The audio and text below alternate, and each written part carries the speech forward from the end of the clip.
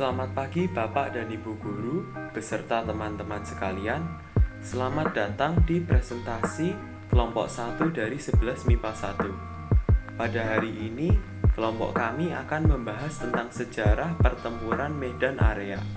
Kelompok kami beranggotakan yang pertama ada Andrew Hani Hartono, 11 MIPA 1, absen 1 yaitu saya sendiri. Halo, perkenalkan nama saya Ariel Doviano Budianto dari kelas 11 MIPA 1 nomor absen 2. Saya Brian Misael Susanto, absen 4. Presentasi sejarah kelompok kami akan dimulai dengan latar belakang dari pertempuran Medan Area yang akan dijelaskan oleh Brian Misael, dan setelah itu ada tokoh-tokoh dan peran-peran tokoh tersebut yang akan dijelaskan oleh saya sendiri, yang akan diakhiri oleh hasil dan akhir dari pertempuran beserta dampak-dampak dari pertempuran Medan Area ini yang akan dijelaskan oleh Ariel Doviano.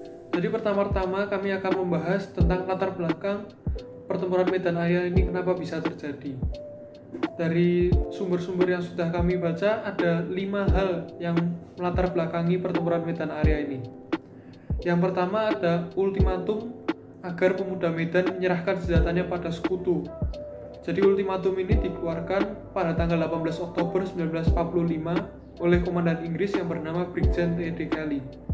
Jadi isinya ultimatum ini menyuruh rakyat Indonesia untuk menyerahkan semua senjatanya pada pihak sekutu. Dan tentu saja para pejuang dan pemuda Indonesia tidak terima.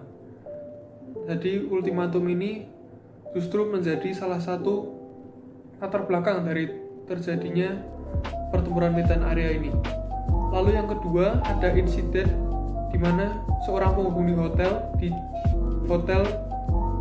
Jalan Bali yang merampas dan menginjak lencana merah putih yang dikenakan oleh salah seorang pemuda Indonesia.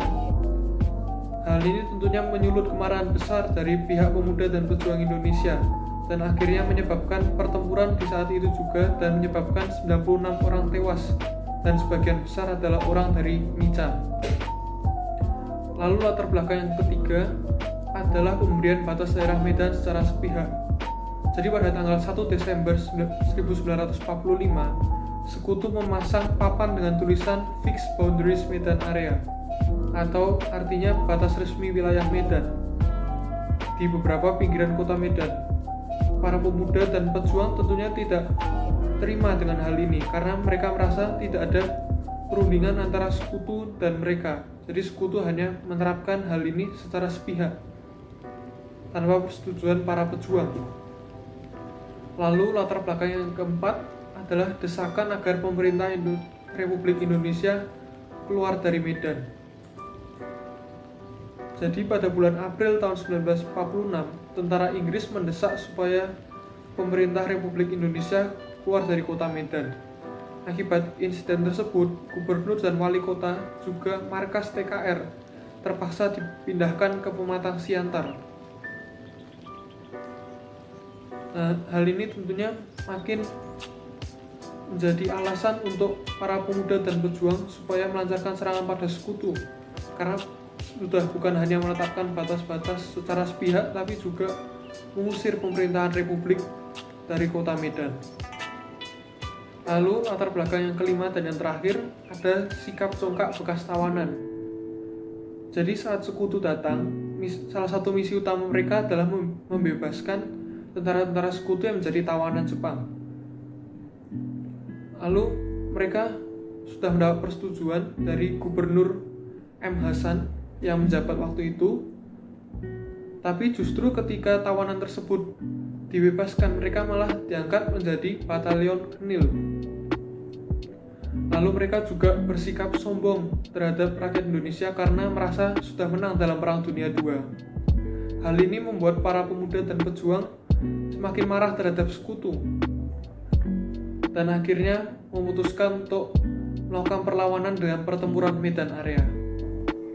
Tokoh-tokoh dalam pertempuran Medan Area beserta peran-perannya. Yang pertama ada Brigjen T.D. Kelly. Beliau Beliau merupakan pimpinan dari pasukan sekutu yang mendarat di Medan pada tanggal 9 Oktober 1945. Yang kedua ada Ahmad Tahir. Beliau merupakan pimpinan dan pelopor dari pembentukan TKR Sumatera Timur. Dan yang ketiga ada Teuku Muhammad Hasan. Beliau merupakan gubernur Sumatera yang mengizinkan para sekutu untuk membebaskan para tawanan-tawanannya. Dan yang keempat ada Abdul Karim MS. Beliau merupakan asisten senior di kantor gubernur dan koordinator TKR untuk wilayah Sumatera Timur. Yang kelima ada Mayor Hasan Ahmad. Beliau merupakan komandan Resume Istimewa Medan Area yaitu RIMA dan pemimpin operasi pada tanggal 15 Februari tahun 1947 sektor barat dan utara. Yang keenam ada Mayor Martinus Lubis.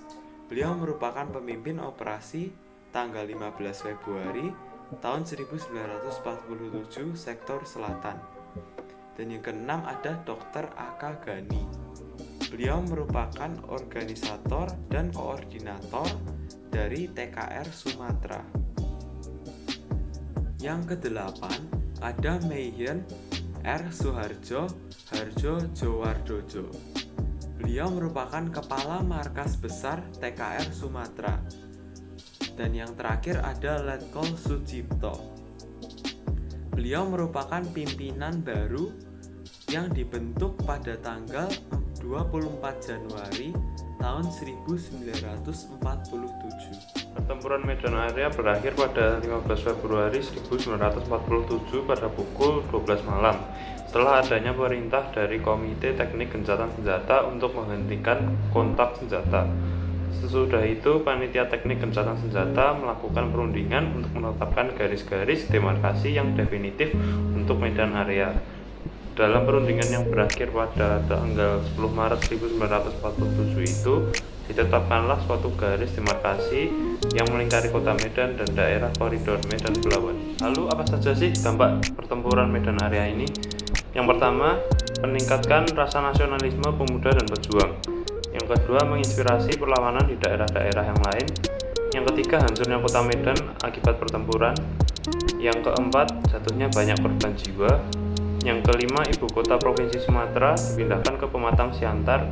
Dan yang terakhir, terbaginya kawasan Medan oleh garis demarkasi, yaitu garis pemisah yang ditentukan dalam perundingan gencatan senjata oleh pihak yang berperang.